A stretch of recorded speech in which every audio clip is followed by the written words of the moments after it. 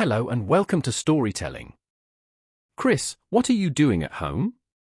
Angela, my wife of 28 years, inquired. Chris. The moment she walked through the garage door, she saw me sitting at our kitchen table, which was less than 10 feet away from her.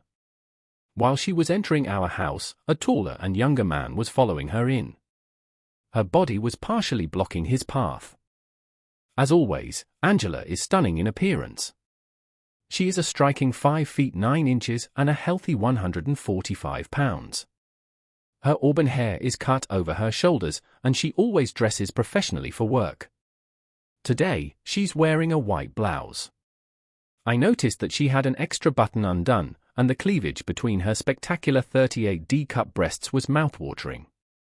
Her black linen skirt highlighted her world-class legs, and the 3-inch heels made the delicious cheeks of her as fill out the back of the skirt to perfection.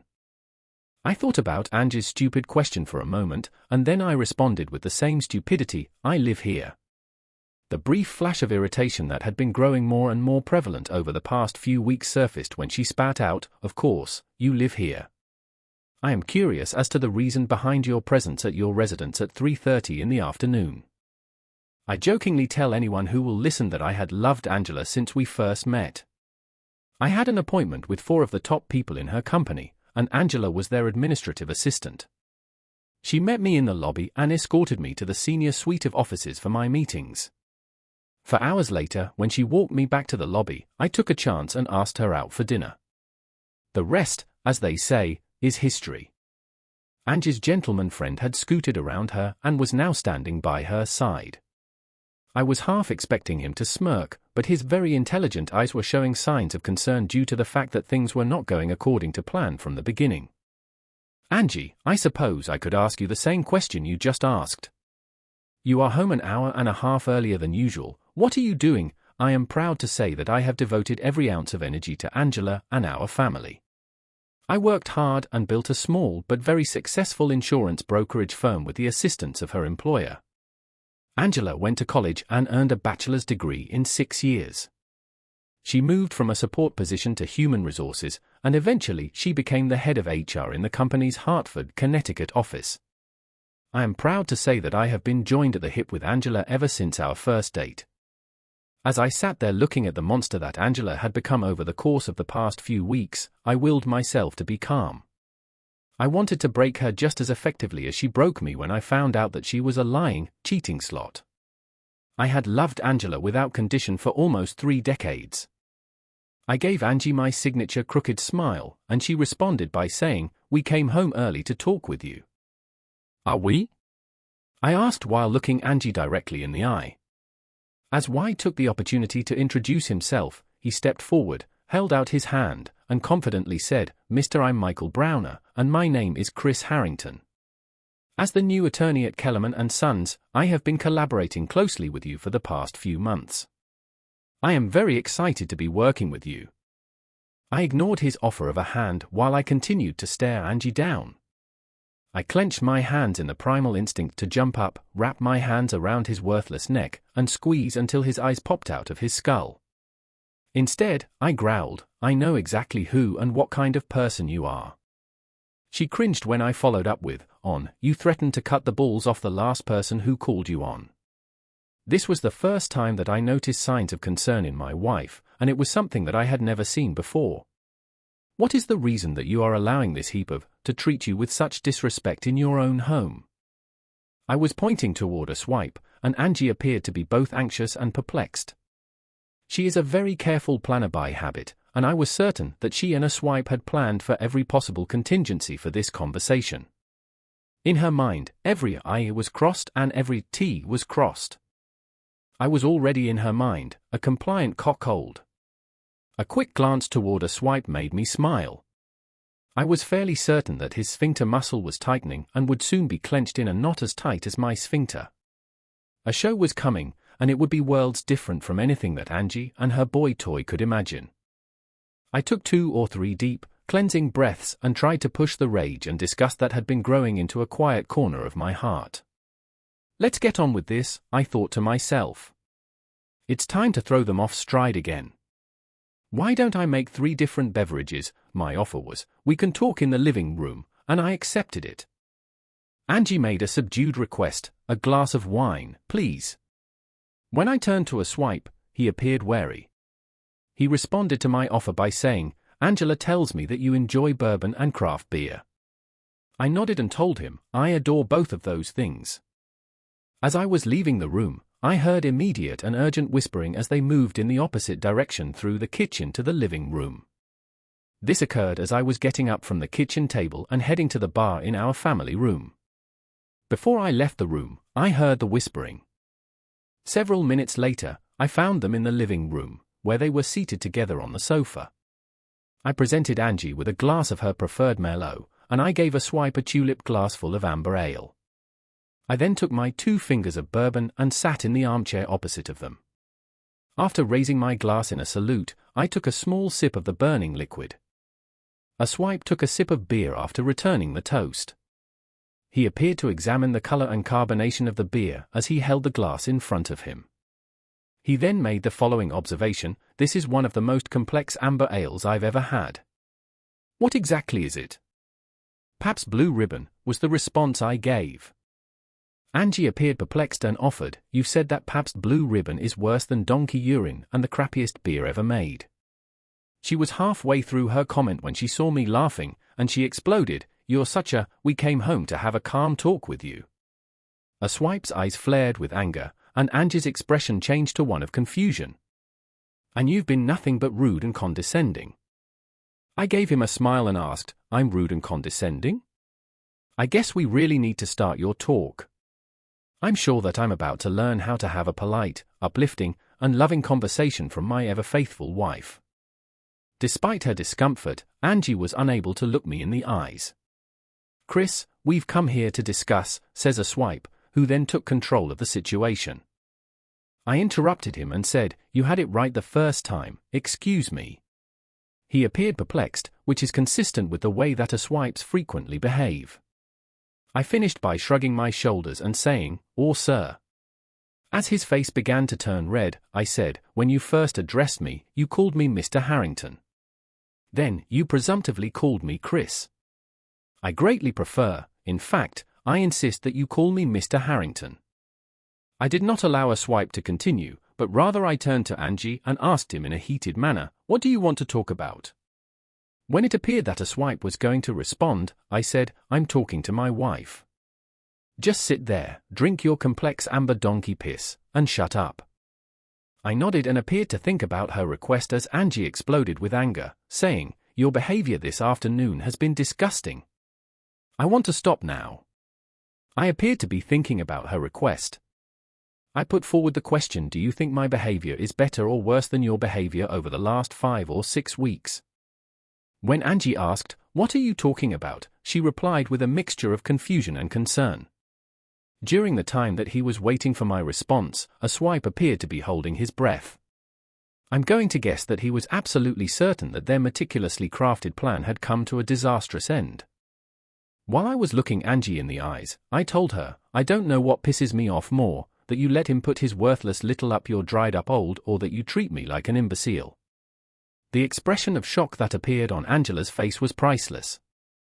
Her eyes narrowed, and she asked in a hushed voice, you know? It was a question that was common sense. It seems like I have more friends at your office than you do. I received an anonymous email from someone at Kellerman's 2 weeks ago. The email warned that you were having an affair and had 3 attachments that showed you on a picnic lunch at Middlewoods Park. The pictures were complete with hand-holding and kissing. I'm sorry that you had to find out that way, Angela said as she was trying to figure out how to proceed. At that moment, I jumped in and asked, so you want a divorce? No, she pulled herself up to the edge of the couch, leaned forward, positioned her elbows on her knees, and passionately stated, I love you and don't want a divorce. What Michael and I are having is a short-term fling. He's new to Connecticut and hasn't made many friends. Once he's settled, I'm sure he'll find a regular girlfriend. I'm sorry, but that doesn't work for me. I signed up for a monogamous relationship with a loving wife. Instead, I found out that the woman I've devoted my life to is a and come dump. A divorce works much better for my future plans. Angela, just stop. I don't want a divorce, and I don't think you do either. This is a one-time fling and nothing more.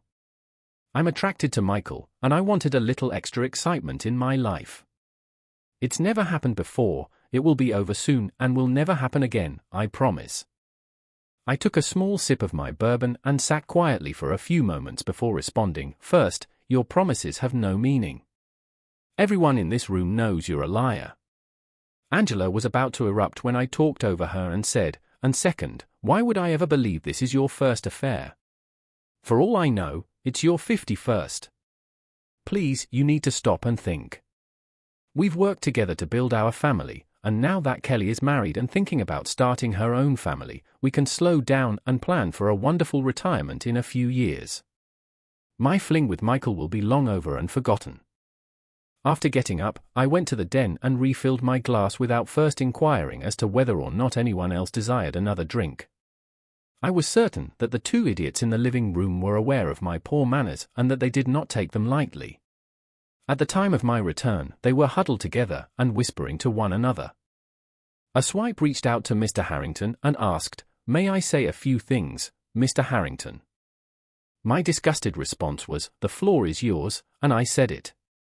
He gathered his thoughts before saying, "Angela is right, our relationship is just a short-term fling. I regret that I led a married woman into an affair. I've never done that before. But we hit it off, as you know she is a spectacular woman. Your threat of divorce, while understandable in the heat of the moment, will prove unwise over the long term. You've invested decades together, don't throw it away." Angela was initially worried that the prenuptial agreement her father had you both sign would cause her to lose many of her assets in a divorce if we were caught. I can assure you, as a lawyer, that a nearly 30-year-old agreement can easily be overturned. Laws change, legal wording becomes outdated, any competent attorney will have the document laughed out of court. But even more important than that, you need ironclad proof of infidelity, other than some mild, innocent public flirting that some of our associates may have seen. I'm confident you don't have the evidence necessary to enforce the agreement. While he was finishing his brilliant legal summary, I couldn't help but wonder how my wife had become so incredibly stupid. My question to Angela was, "How did you know that a swipe didn't finish?" I turned to her. When I turned my attention back to Angela, I continued, as I answered, "One of my many mottos is you know thy enemy." I continued, "What is your plan moving forward, Angie?" She paused for a few moments to gather her thoughts before she informed me, "Michael and I are going to spend the weekend together. Tonight, I will be staying at his apartment, and in the morning, we will be leaving for New York City. We will stay in the city tomorrow and Saturday night, and I will be returning home on Sunday." Despite the fact that I was aware of their precise plans, the sheer brazenness of my wife's statement in Connecticut caused my heart to burst out of my chest. I was hoping she would be able to see the crushing sadness in my eyes as I asked the question, "So not only have you shared your body with this piece of crap, but you're also going to share our quarterly getaway weekend with him? We've gone to New York City 4 times a year every year since we've been married. Memories of all the spectacular sights we've seen together, the award-winning Broadway plays, the concerts and sporting events. You've smashed all of the thousands of heartwarming memories. I don't know what's happened, Angie, but you've become as big a pile of as this." There is no doubt that I was referring to a swipe. Angela was able to tell that I was in utter disbelief, and she responded appropriately. No matter what she said, I was unable to hear a single word because the voices in my head were yelling, end it now. "Is your wife okay with you, my wife, Christopher?" "Stop, Michael is a widower. His wife died several years ago." "He would never cheat on his wife," I asked Christopher, looking over at a very concerned swipe. Even he had the decency to cringe at my wife's last statement. Christopher was my wife. I smirked and said to Angela, "Unlike you," and then I continued as soon as I could and asked, "Is that true? You're widowed?" He quickly looked back and forth between Angie and me and then reluctantly said, "Yes." A manila folder was located in the backpack that was sitting on the floor next to my chair. I reached down and pulled it by the hand. I opened the folder, scanned the first page, and read the following information: Dr. Cynthia Browner, Emergency Department Surgeon, Ascension St. John's Hospital, Detroit. Husband Michael, daughters Katie, 11, and Lacey, 9. Dr. Browner has resigned from her current position effective June 22 and will be moving to the Hartford, Connecticut area to join her husband. Immediately after her children get out of school, she will be working in a similar position at St. Francis Hospital and Medical Center in Hartford. The expression that Angela had on her face would have made me laugh out loud if I hadn't been so gravely dissatisfied with my marriage. Her question was, "You lied to me," and she wanted to know the answer. I had no control over it. Yes, I did laugh. Can you imagine? I asked in response, "The cheat and a liar lies to a cheat and a liar. What's this world coming to?" Exactly before I could yell out, "Get your hands off my wife!" Michael reached out and squeezed Angela's hand. At that moment, I realized that I didn't really care about the situation. "Ang, baby, I'm sorry I did lie. I couldn't help it. You were so sexy and beautiful, I wanted you and needed you, and I lied so I could have you," he said while still holding her hand in his hand. "Let's go back to my place and talk. We'll go to New York tomorrow and have a great weekend. When we get back, we'll still have 3 weeks until my family arrives. At that point, you can be a full-time wife, and I'll be a full-time husband and father." Before standing, Angela gave some thought to the various choices she had available to her. She took a swipe's hand and turned toward me, saying, "After this weekend, I promise to give up Michael completely. I'll come home on Sunday, and I'll be the same loving wife I've always been." She was claiming that she would give up Michael completely. We both looked at each other for a considerable amount of time. I didn't know if she could hear my heart, which was already broken, continuing to break even further. "I've sat here somewhat politely while you both had the opportunity to tell me about your fling and how, in the long term, it won't affect my relationship with Angie. I'd like to ask that you both sit down and give me a similar 30 minutes of time to lay out the changes I see happening." While they were trying to make a decision in silence, they looked back and forth between each other and in my direction. "The least you can do is give me 30 minutes of your time," I said, despite the fact that I was trying to force the issue. They sat down with reluctance. I told them, "I've set up several Zoom meetings for us," as I pointed the remote control into the direction of the television and pressed a few buttons. During the COVID-19 pandemic, I would become particularly skilled at organizing online meetings through the use of Zoom. "Peter, Lou, can you hear me?" I asked the two faces that appeared on the screen as soon as the television turned on. I was speaking to them. "Yes, Chris, we are able to," Peter responded. "I'd like to introduce you, Angie, to our family attorney, Peter. I'd like to introduce you to his partner and my new divorce attorney, Lou."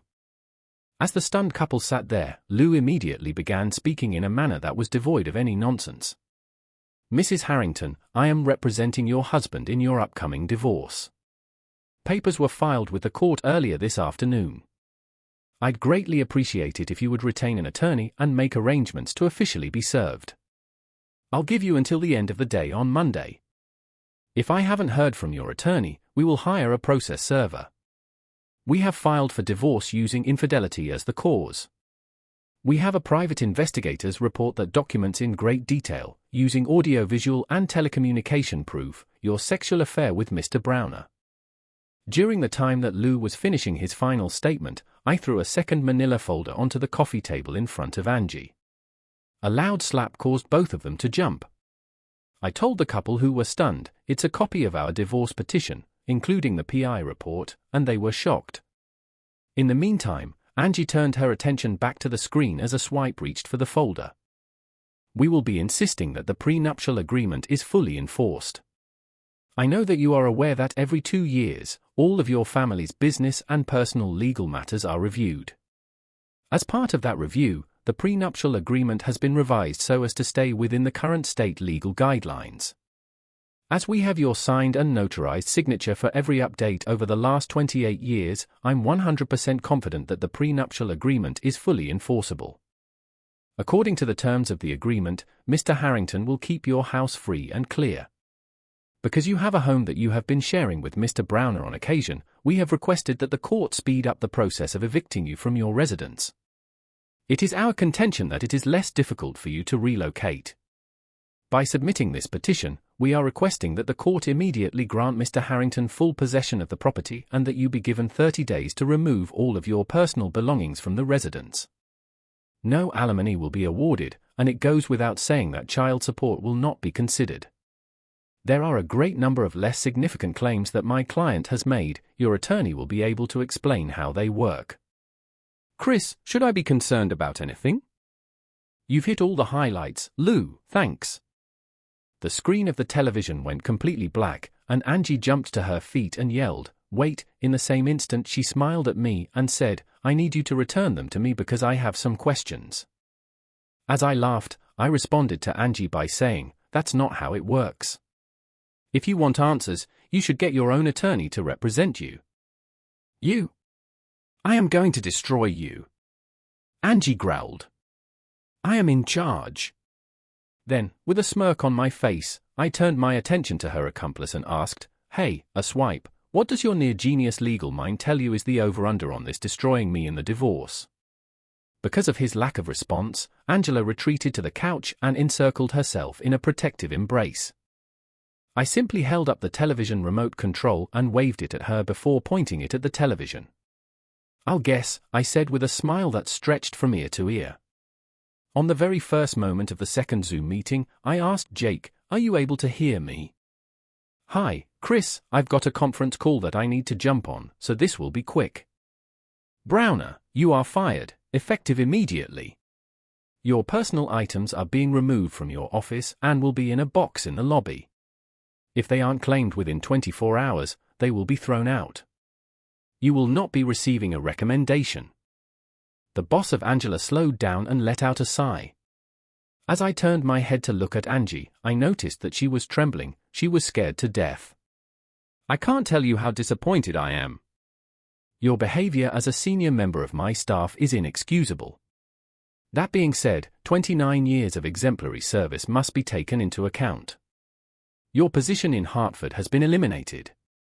I'm offering you the same position at our facility in Albany, New York.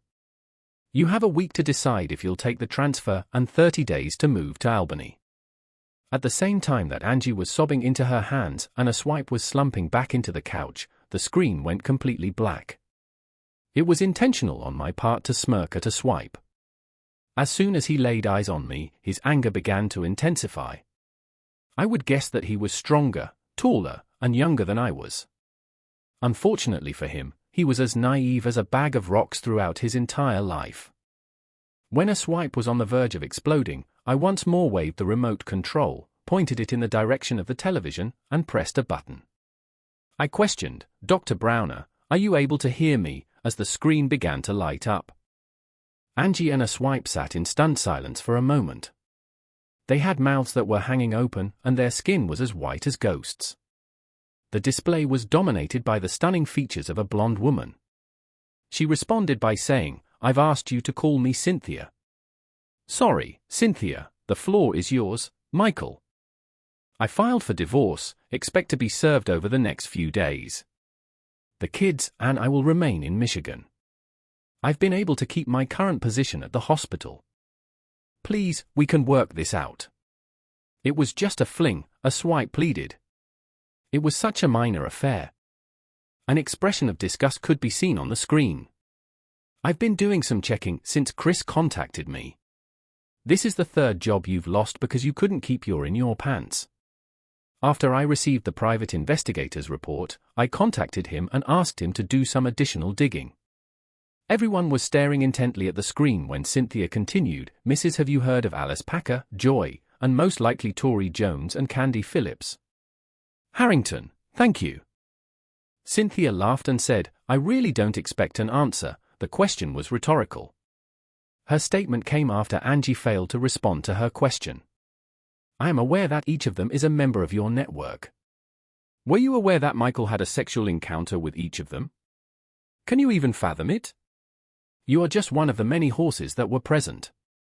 Michael, please tell me where you got to send your garbage. You are not even allowed to come to my house. As soon as the screen went back to black, a swipe raised his voice and yelled, "I'm going to kill you." As I slipped my CT-45 from between the chair cushion and pointed the monster at him, he struggled to get to his feet. A swipe appeared to be about to throw up, which was exactly the look I wanted to see on his face. A swipe, you have two options: you can either leave or you can sit down and put an end to this conversation. It doesn't matter what you do, but if you come at me, I'm going to shoot your left ball off. I don't care whatever you do. When I looked over at Angie, I noticed that she was pale, her cheeks were streaked with tears, and mascara was smudged around her eyes. She looked terrible. I'm not sure if I was completely happy that he sat back down, but I was grateful that I would be able to have my last scheduled Zoom meeting. "I've been seeing a counselor for the last 2 weeks, Angie," I said as I groaned and cried into her arms. "It's kind of funny, you cheat, lie, and share you're with this, and I'm the one that needs a mental health expert." That made me laugh, and I asked, "How high is that?" After a few moments had passed, I informed Angela. After I had finished telling Dr. Waters our story, she posed a question to me that has been of great assistance to me. She posed the question, "Are you familiar with the proverb that says love is blind?" The moment she posed the question, it was as if a light suddenly came on in a room that was completely dark. Due to the fact that I loved you so much, I would have never known that you were a cheating slot if it weren't for the email that was sent anonymously. Because of the strength of my love, it was able to overlook your flaws.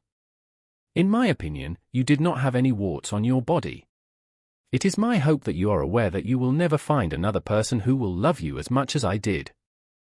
I'm going to continue seeing Dr. Waters, Angie said as she continued to cry and rock back and forth on the couch. I believe that it is essential to have someone whom you can confide in and open up about your deepest thoughts and emotions, particularly after an event of such a devastating nature. I would have never imagined that someone I loved so much could be so disrespectful and humiliating to me to such a degree. I would have never imagined that possibility. On the other hand, the good news is that I will get over the humiliation and the pain, just as I will ultimately get over you. The plan that I had for today was shared with Dr. Waters. The first 3 Zoom meetings were satisfactory, despite the fact that she is not a big fan of getting her revenge. She was of the opinion that you are deserving of punishment. She did make an effort to dissuade me from attending our upcoming Zoom meeting. The pain that it would cause me was something that she believed could potentially set me back a few steps in my own personal recovery. After giving it some thought, I have come to the conclusion that Dr. Wilson is most likely correct. The upcoming Zoom meeting is going to be detrimental to me rather than beneficial, but I don't care about that. I will suffer from this upcoming meeting, but you will suffer from it as well. As I held up the remote control for the 4th time and waved it at Angie, she retreated back into the couch in a state of panic. I pointed it at the television and pressed the button. All eyes were glued to the screen, and when the face appeared on the screen, Angie moaned, oh no, please God, no. I love you, Daddy, my daughter Kelly told me over and over again. I replied, I love you too, sweetheart, and I meant it. How could you possibly be this awful to me? Angie screamed out in a terrible tone. I've heard everything, Mom.